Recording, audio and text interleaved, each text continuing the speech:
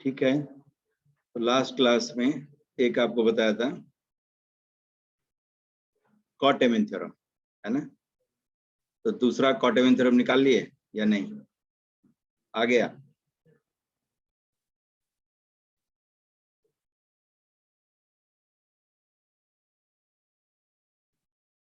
ये triangle ABC है, BC पर कोई भी पॉइंट डी हो, है ना। कोई ये एल्टीट्यूड का फिट हो सकता है, मीडियन हो सकता है, एंगल बाइसेक्टर का पॉइंट ऑफ इंटरसेक्शन हो सकता है, कुछ भी हो सकता है ना। तो ये सारे केस में आप यूज कर सकते हैं इन सब का। तो B D upon D C ये दे दिया एम बाई एन, ठीक है। B D upon D C M by N, और ये एंगल थीटा है। तो एक कॉटेमन थ्योरम होता है बेस एंगल के फॉर्म में, है ना, और दूसरा जो होता है आपका वर्टेक्स पर के एंगल के फॉर्म, अल्फा और बीटा, ठीक है, इसके टर्म में। तो क्या लिखते थे? m plus N cot theta equal to n cot B minus m cot C, ठीक है। या इसी m plus N cot theta को लिख सकते हैं m cot alpha minus n cot beta. दूसरा वाला मैं शायद लाया था ना, और फर्स्ट आपके लिए छोड़ दिया था, m cot alpha minus n cot beta है। तो ये दो कॉटेमन थ्योरम है जिसका कि आप यूज करेंगे। लाने के लिए यूज जिसका करते हो साइन रूल ही है ना। भूल भी गए तो कोई ज्यादा सर पटकने की जरूरत नहीं है, दोनों पर, इन दोनों ट्रायंगल में साइन रूल लगा देना है, ठीक है। इन दोनों ट्रायंगल में साइन रूल लगा देना है, ठीक। जिसमें साइन रूल में साइड और upon sign of opposite angle का रेशियो लिखते हैं। तो पहले वाले ट्रायंगल में एक बीडी होगा और दूसरा साइड एडी, है ना। बीडी इस रेशियो के कारण और एडी दोनों ट्रायंगल की बाउंड्री है, इसके कारण, सीधी बात। फिर दूसरे ट्रायंगल में डीसी और upon sine beta equal to AD upon sine C लिखते हैं।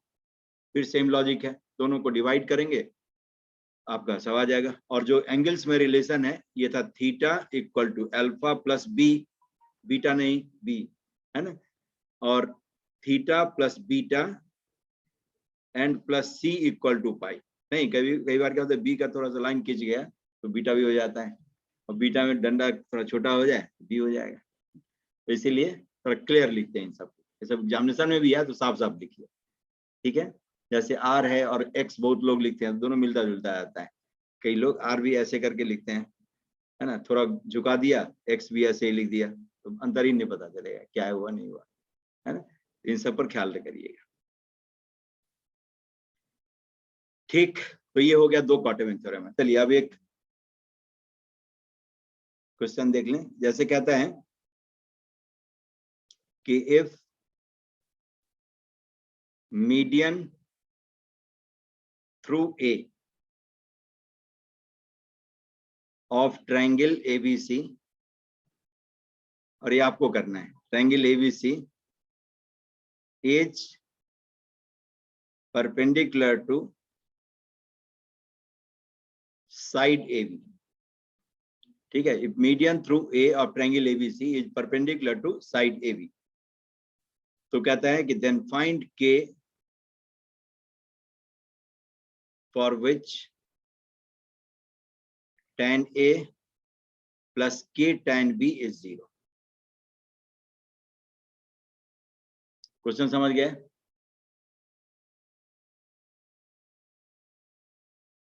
If median through A of triangle ABC is perpendicular to the side AB,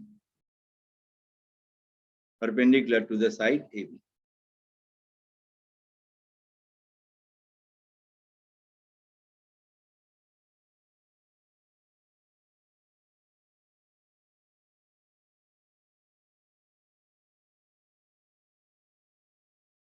पहले फिगर ड्रॉ करके देखिए,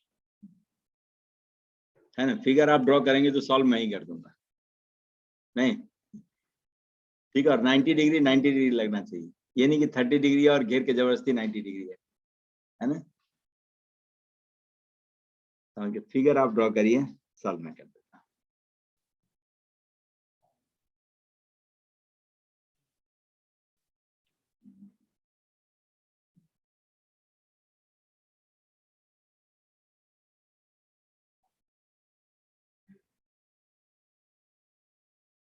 ठीक है, इसीलिए कंस्ट्रक्शन पढ़ाया जाता है। कंस्ट्रक्शन पढ़ाने के पीछे रीजन यही है, नहीं तो जिसको मान ली नहीं पता होगा, फर्स्ट टाइम में क्वेश्चन मिले तो कहेगा गलत है, नहीं ठीक ठाक नहीं दिया है, कहीं ना कहीं अपने मन के मुताबिक कोई डाटा लेकर के सॉल्व करके देखेगा, है ना। समझिए इस क्वेश्चन की खास बात क्या है, कि जो नहीं जानता होगा तो फर्स्ट साइड में वो कहेगा कि क्वेश्चन ही गलत होता होगा, क्यों दिमाग लगाना है इसमें, है ना। तो देखिए जैसे ड्रॉ करने का तरीका क्या होगा, इसका कहां से शुरुआत करनी है, शुरुआत करनी है ए बी से। ये ए बी लाइन सेगमेंट हमने ले लिया, ठीक है। कहता है median through A is perpendicular to side A B, यही है ना। तो ए बी पर ए से परपेंडिकुलर लाइन में ड्रॉ कर दो, ये तो परपेंडिकुलर लाइन है, नहीं 90 डिग्री है। अब क्या करिए कि बी से एक लाइन ड्रॉ करिए,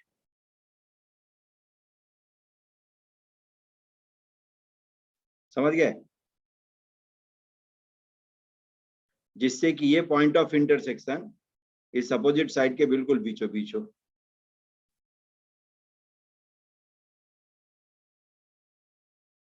अब देख के बताइए क्वेश्चन अब सही है। B D equal to D C, D is midpoint of B C, है ना। देख के बताइए, अब क्वेश्चन पर विश्वास बढ़ गया होगा कि सही है, नहीं कि median through A is perpendicular to side A B, ठीक है। नहीं तो पहले दिमाग में क्या घूमता है, कैसे होगा, कहाँ से होगा, तो सॉल्यूशन के बदले ये सब घूमता रहता है, कैसे होगा, कहाँ से होगा, ये नहीं होगा, ये सब चीज आते रहते हैं, कि हो ही नहीं सकता, ठीक है। तो जो नहीं आना चाहिए वो सब चीज, वो सब बात फ्लोट करने लगता है, सॉल्यूशन दब जाता है। ये हो गया। अब जरा देखिए, अब इस एंगल को, इस एंगल को आप कह सकते हैं 90 plus B, exterior angle is sum of two opposite interior angles, ये हो गया पाई बाई 2 प्लस बी, सही बात। B D upon D C is 1, B D upon D C is 1, B D equal to D C 1/1, तो M B 1 है, N B 1 है, ठीक है। तब लिख डालिए। अच्छा एक और एंगल, ये एंगल लिखते हैं, ये एंगल कितना होगा, ए माइनस पाई बाई 2, नहीं ए माइनस पाई बाई 2। अब जरा लिखिए, देखिए m plus N 1 plus 1 cot 90 plus B,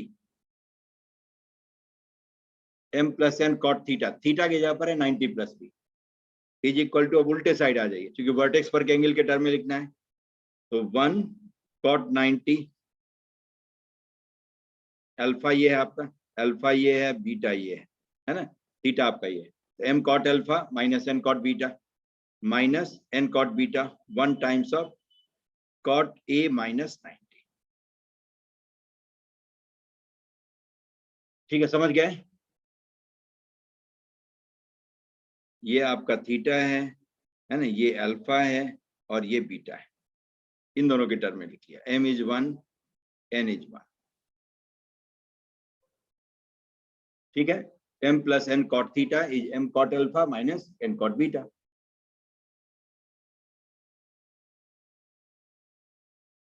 हो गया। अब देखिए 2 times cot 90 plus B, cot 90 plus B क्या होगा, minus 10 B, minus of 10 B, ठीक। और cot minus theta is minus cot theta, minus को बाहर करिए, तो कॉट 90 माइनस ए, और कॉट 90 कितना होता है 0, क्योंकि कॉस 90 0, पहला तो 0 ही हो गया, ठीक। कॉट 90 माइनस ए को क्या लिखेंगे, tan ए, तो tan A plus 2 tan B is 0, के की वैल्यू आ गई 2।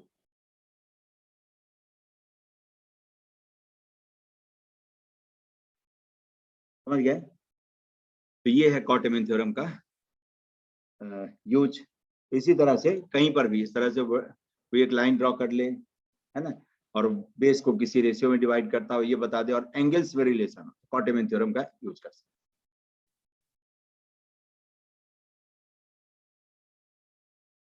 हो गया? चलिए एक और है इसका साइन रूल का यूज। इसमें नेपियर्स एनालॉजी, नेपियर्स एनालॉजी, इसका यूज बाद में करेंगे, लेकिन अभी चूंकि इसी का यूज है यहाँ पर बता देता हूँ। नेपियर्स एनालॉजी, इसमें लिखते हैं a माइनस बी और अपॉन a प्लस बी, दो साइड का डिफरेंस और उसके सम का रेशियो। ये लिखा सकता है 2r times sine a minus sine b divided by 2r times sine a plus sine b। हो जाएगा कि a अपॉन साइन रूल है, a upon sine a is b upon sine b is c upon sine c is 2r। नहीं, यही sine rule होता है। इसका use करते तो a को 2r साइन a, b को 2r साइन b लिख लीजिए। 2r कॉमन आ गया, ये कैंसिल हो जाएगा, 2r। अब जरा देखिए साइन a माइनस b, इसको लिख सकते हैं 2 cos a plus b by 2 and sine a minus b by 2, क्या गया, divided by 2 sine a plus b by 2 and cos of a minus b by 2। हो गया, ये 2 और 2 गया। इसको आप लिख सकते हैं cot a plus b by 2 और tan a minus b by 2।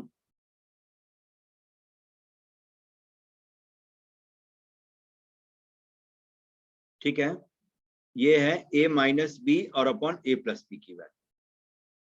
ठीक, अब इस cot a plus B by 2 को लेफ्ट साइड ले आए, a माइनस बी और upon a plus B tan a plus B by 2 लिख सकते हैं equal to tan a minus B by 2। अब जरा देखिए a plus B by 2, a plus B को कहते हैं आप 180 माइनस सी, क्योंकि एबीसी ट्रायंगल का एंगल है। तो a प्लस बी बाई 2 को pi by 2 minus C by 2 कहा जा सकता है। अब दोनों साइड tan ऑपरेट कर दीजिए, तो tan a plus B by 2 को कह सकते हैं cot c by 2, cot c by 2। ठीक है, तब जरा देखिए इसको आप लिख सकते हैं a माइनस बी और upon a plus B cot c by 2 is tan of a minus b by 2।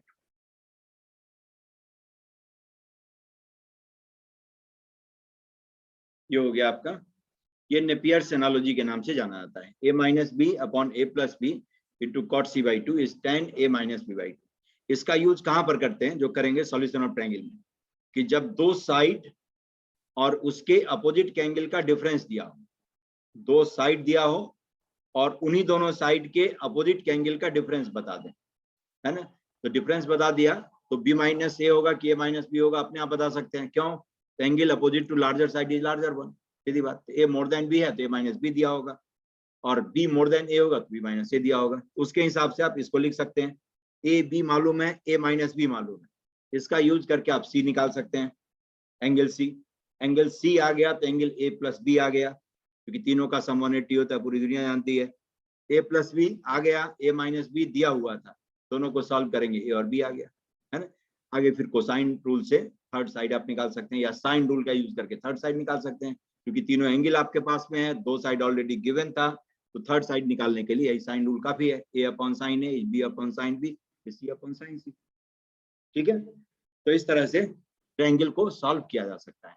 तो इसका यूज वहां पर करते हैं जहां दो साइड और उसके अपोजिट के एंगल का डिफरेंस दिया, एंगल नहीं दिया, डिफरेंस दे दिया, तब जाकर के सबसे आसान तरीका इसी का यूज करके सॉल्व करना होता है ट्रायंगल को।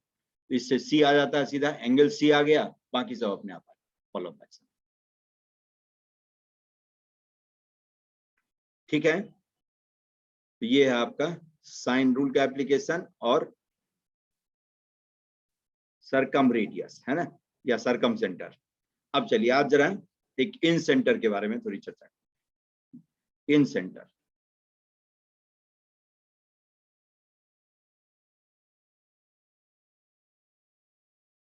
ठीक है, इन सेंटर किसे कहते हैं? तो कोई ट्रायंगल अपना है,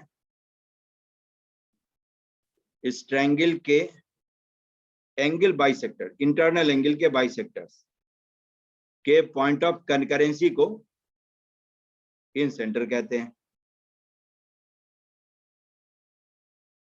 ठीक है, इस पॉइंट ऑफ कनकरेंसी को इन सेंटर कहते हैं। और इन सेंटर से किसी भी साइड का परपेंडिकुलर डिस्टेंस निकालें तो वो परपेंडिकुलर डिस्टेंस इन रेडियस कहलाता है।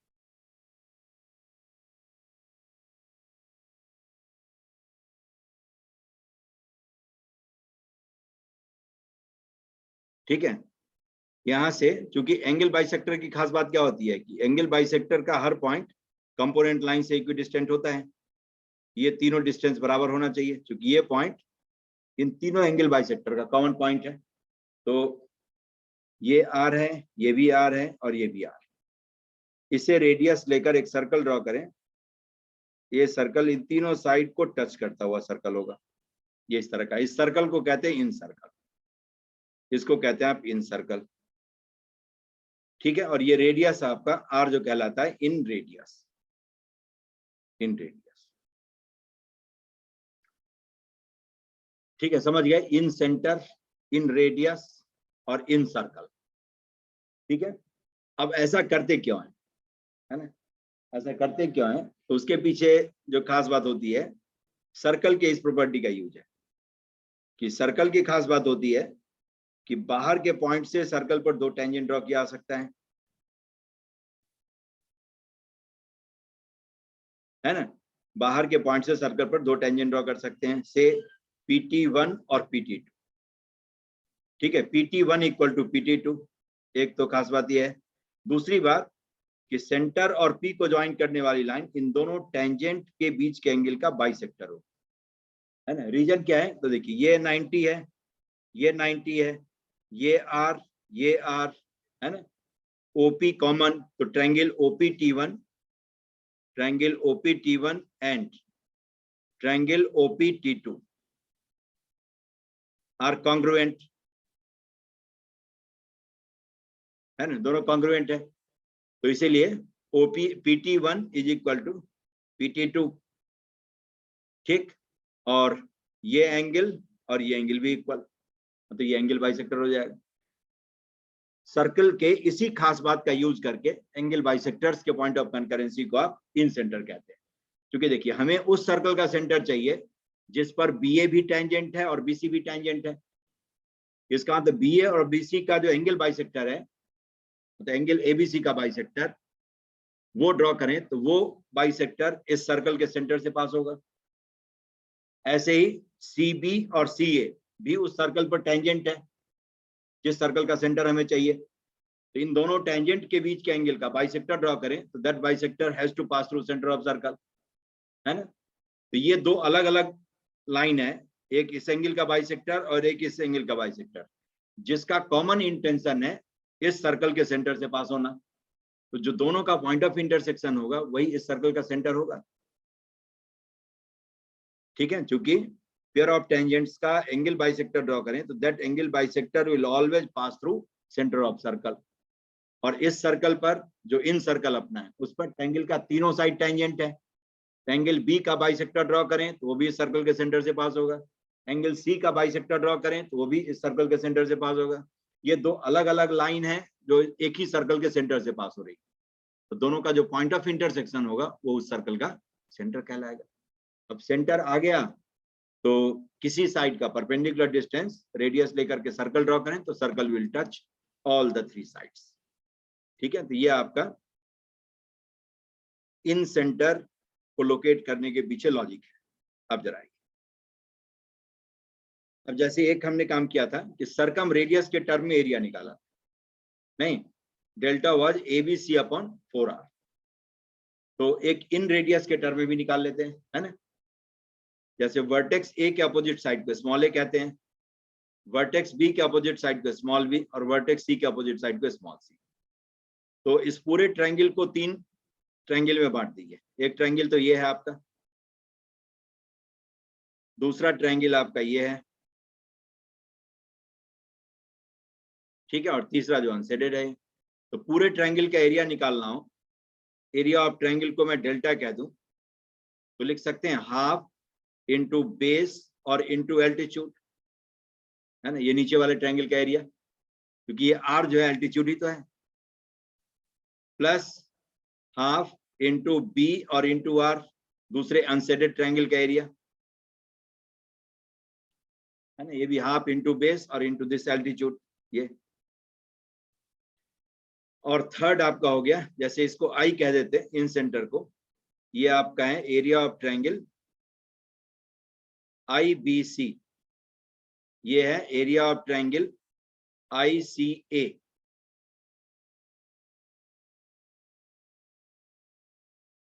और plus third one is area of triangle IAB, ठीक है। तो हाफ और इंटू सी और इंटू आर आ गया, half into base into altitude. इस पूरे ट्रायंगल को 3 ट्रायंगल में बांटकर तीनों का एरिया निकाल कर ऐड कर लीजिए, तो ट्रायंगल ABC का एरिया आ जाएगा। Delta is area of triangle ABC, है ना। तो देखिए हाफ आर कॉमन ले ले, तो A plus B plus C हो जाएगा।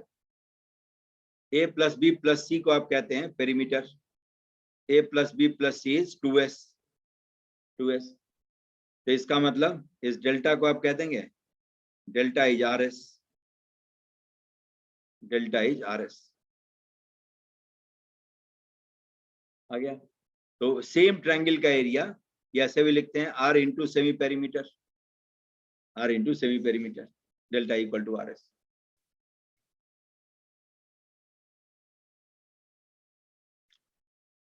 समझ गया। एक ही ट्रायंगल है, उसके एरिया का इतना सारा फॉर्मूला है, और एक हीरोन्स फॉर्मूला तो हमें मालूम ही है, ये तो हमेशा रहना चाहिए साथ।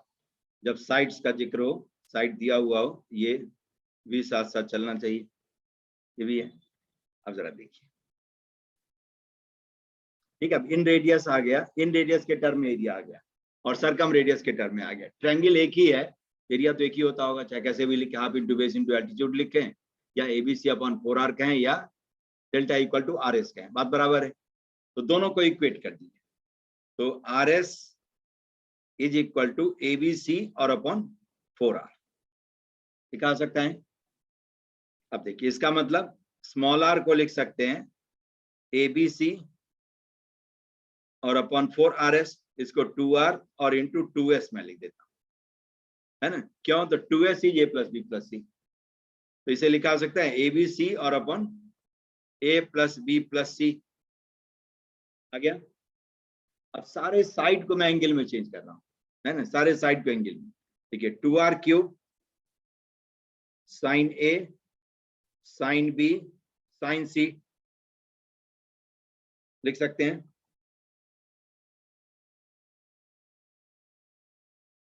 डिनोमिनेटर में देखिए 2R और times sine A plus sine B plus sine C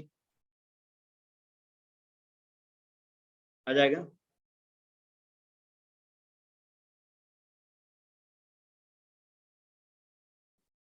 समझ गए कहां पर? अच्छा एक 2R और था ना, छूट गया 2R, तो ये 2R का स्क्वायर, ठीक है। ये क्यूब को हटा दीजिए 2R स्क्वायर से। अब जरा देखिए, ये R आपका आ गया 2R sine A sine B sine C, ठीक है।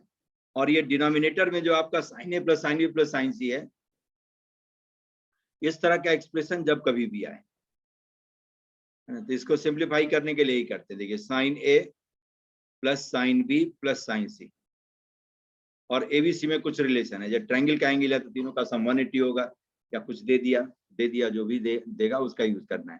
तो sine A plus sine B को लिख सकते हैं 2 sine A plus B/2 cos A minus B/2, और तीसरा जो रह जाएगा उसको हाफ एंगल में चेंज कर दिया, तो 2 sin c/2 cos c/2, चाहे साइन की सीरीज हो या कॉस की हो, ठीक है। अब देखिए sin a + b/2 को cos c/2 कह सकते हैं, है ना, क्योंकि a + b/2 is 90 - c/2, तो sin a + b/2 will be cos c/2, ठीक है, and cos a + b/2 will be sin c/2, cos a + b/2 लिखते हैं तो sin c/2, नहीं क्या आ जाएगा। अब चलिए अभी 2 cos c/2 मैं कॉमन ले लेता हूं, तो क्या बच जाएगा, cos a - b/2 and plus sin c/2। अब देखिए sin c/2 को लिख सकते हैं cos a + b/2, तो 2 cos c/2 और cos a - b/2 and plus cos a + b/2, ठीक है। अब इसको सिंप्लीफाई करेंगे तो ये नीचे में आपका आ जाएगा 4 cos a/2 cos b/2 cos c/2, क्योंकि ब्रैकेट में जो टर्म है वो 2 cos a/2 cos b/2, cos a - b और cos a + b को लिख करके ऐड करेंगे तो साइन वाला पार्ट कैंसिल हो जाएगा और cos वाले का डबल हो जाएगा, वही तो है, नहीं cos a - b लिखते तो बीच में प्लस होता, और cos a + b लिखते तो बीच में माइनस होगा, दोनों को ऐड करें तो माइनस प्लस जिसमें साइन चेंज हुआ वो कैंसिल होगा, साइन वाले के साथ साइन चेंज होता है, कॉस वाला वैसे ही रहता है, तो 2 cos a/2 cos b/2 cos c/2 आ जाता है, cos b/2 आ जाता है, और बाहर में 2 cos c/2 है, तो finally 4 cos a/2 cos b/2 cos c/2, ये आ जाएगा सॉल्व, ठीक है। अब क्या करिए आप, ऊपर में जो है इसको भी हाफ एंगल में चेंज करें, तो 2r times 2 sin a/2 cos a/2,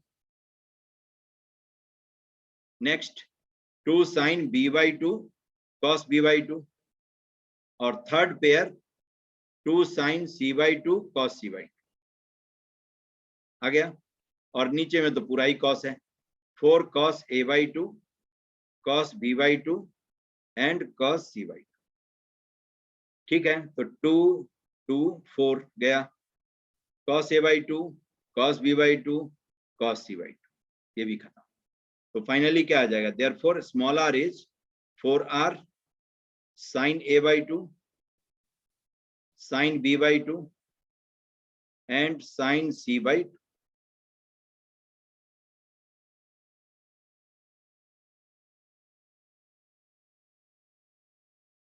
ठीक है। ये इन रेडियस और सरकम रेडियस में ये रिलेशन,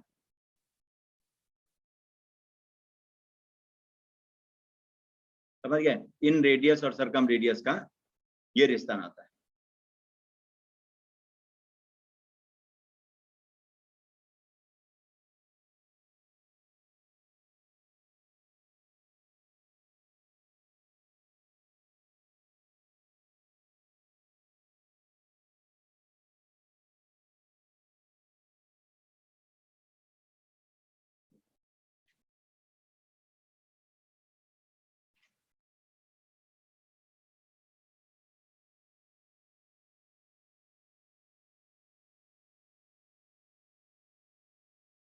ठीक है, समझ गए हैं।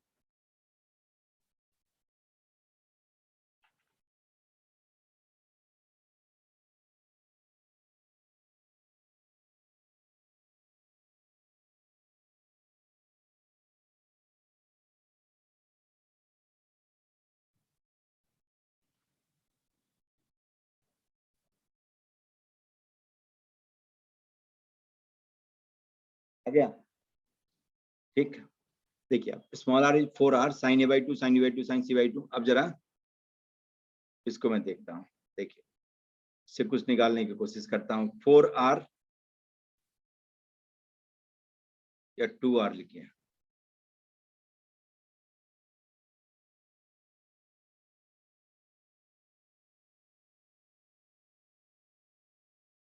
To sin a/2 sin b/2 से लिखा सकता है sin c/2,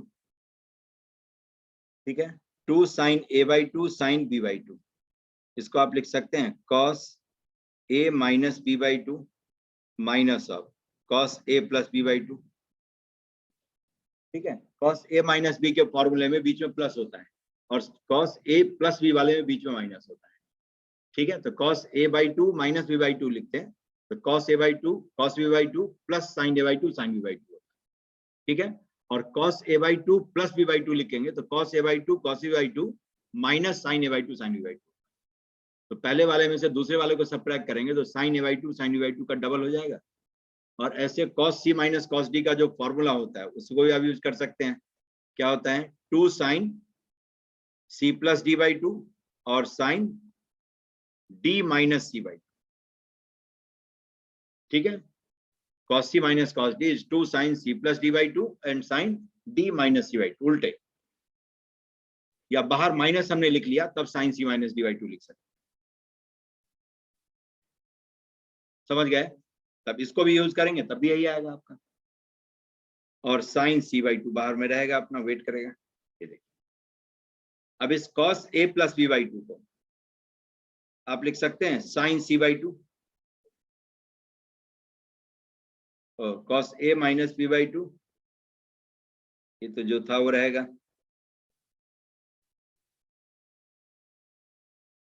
है ना, ये cos a minus b by 2, ये जो था अपना वो रहेगा minus of cos a plus b by 2 को sin c by 2 into sin c by 2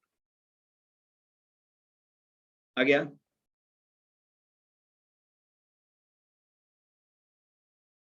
अब जरा देखिए, if c is fixed, if c is fixed, then small r is maximum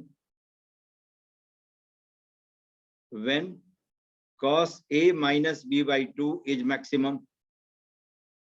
क्योंकि c की वैल्यू कांस्टेंट है, तो जब cos a minus b by 2 angle को चेंज करके इसकी मैक्सिमम वैल्यू चाहिए, तो मैक्सिमम के लिए क्या करना होगा, cos a minus b by 2 को मैक्सिमम करना होगा। और cos a minus b by 2 की मैक्सिमम वैल्यू कितनी होती है, 1। This implies cos a minus b by 2 must be 1। cos a minus b by 2 1 है, इसका मतलब a minus b by 2 क्या रहा होगा, इवन मल्टीपल ऑफ पाई। और इवन मल्टीपल ऑफ पाई पर cos की वैल्यू होती है 1 और ऑड मल्टीपल ऑफ पाई पर -1। cos 180 minus 1 but cos 2 pi is 1, cos 4 pi is 1, cos 5 pi is -1। तो इवन मल्टीपल ऑफ पाई मतलब a minus b is 4n pi where n is any integer। लेकिन अपना angle triangle का angle है, तो इतना बड़ा तो हो नहीं सकता है, तीनों मिल करके बड़ी मुश्किल से पाई होता है, तो 2 का डिफरेंस कैसे 4 पाई हो जाएगा, नहीं हो सकता। इसका मतलब n हैज टू बी 0, है ना। तो therefore in our case a should be equal to b। समझ गए, क्योंकि एबीसी ट्रायंगल का एंगल है। तो c को फिक्स करें तो कहता है a इक्वल टू b हो जाए तो स्मॉल r की वैल्यू मैक्सिमम होगी। बिल्कुल इसी तरह से जैसे इसी r को लिखते ऐसे भी लिख सकते हैं 2r 2 sin a by 2 sin c by 2 और into sin b by 2। sin b by 2 को बाहर कर दीजिए, ऐसे भी लिख सकते थे। अब इस पर वही फॉर्मूला लगाते तो क्या होता है, cos a minus c by 2 minus of cos a plus c by 2 और इंटू sin b by 2, ठीक है। cos a plus c by 2 को क्या लिख लेंगे, cos a minus c by 2 और माइनस sin b by 2, नहीं हो जाएगा इंटू sin b by 2, ठीक है। क्योंकि a plus c by 2 is 90 minus b by 2, cos operate करिए तो साइन में बदल जाएगा। अब यहां पर मैं कहूं कि if b is fixed then r is maximum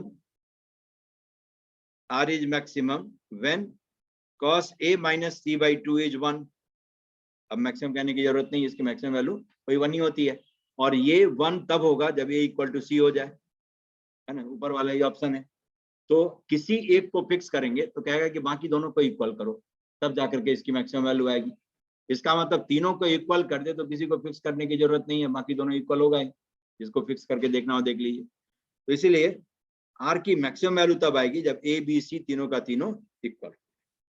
तो therefore R is maximum in observation के बाद ये कहेंगे maximum when a is equal to b is equal to c, ठीक है, इक्वल टू पाई बाई 3, क्योंकि ट्रायंगल का एंगल है। ठीक है, तो आर की मैक्सिमम वैल्यू देख लीजिए। आर की मैक्सिमम वैल्यू क्या हो जाएगी, 4r, और ए बी सी π/3 है, इसका मतलब a/2 b/2 c/2 क्या होगा, π/6, और sin 30 की वैल्यू क्या होती है, हाफ, है ना, ये हाफ का क्यूब हो जाएगा, क्योंकि a/2 b/2 c/2 ये तीनों का तीनों 30 डिग्री, और sin 30 की वैल्यू होती है 1/2, sin 30 1/2, ये हो गया r/2। मतलब कि r इज लेस देन और equal to capital R/2, means कि capital R is greater than और equal to 2 times small r। ठीक है, कैपिटल R, बहुत बड़ी बात बता दिया, नहीं तो क्या होता है, कोई भी क्वेश्चन आता है हम सीधा अटेम्प्ट करते हैं, निकालना है ना। जैसे ट्रायंगल का इन रेडियस दे दिया, सर्कम रेडियस दे दिया, भाई जो जिसको ये रिलेशन नहीं मालूम होगा, ठीक है, कहेगा कि उस ट्रायंगल का एंगल बताओ या कोई साइड बता दो जिसका इन रेडियस 4 है और सर्कम रेडियस 7।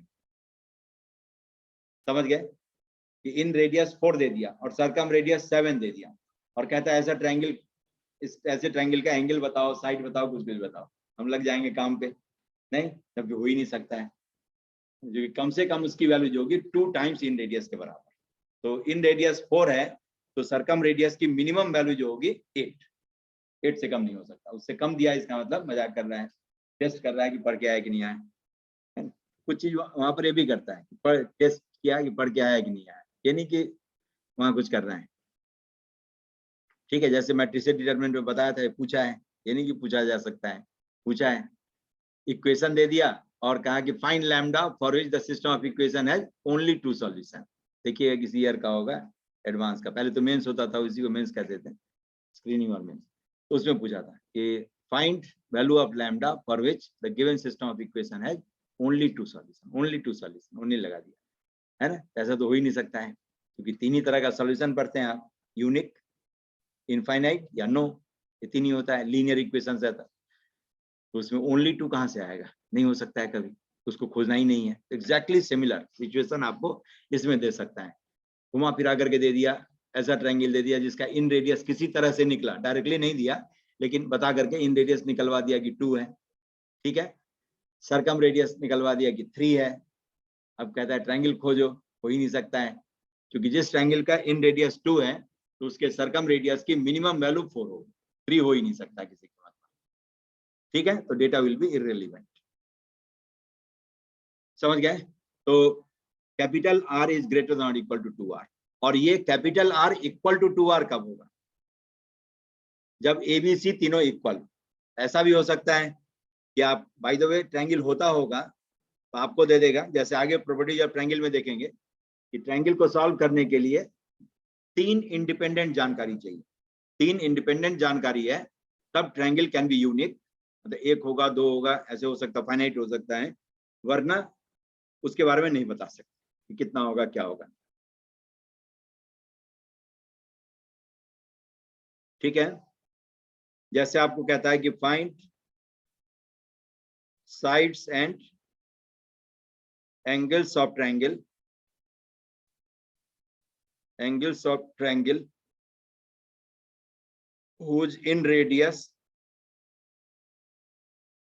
is 3 unit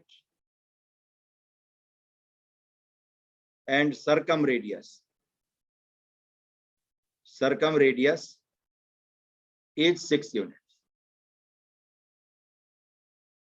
ठीक है। Find sides and angles of triangle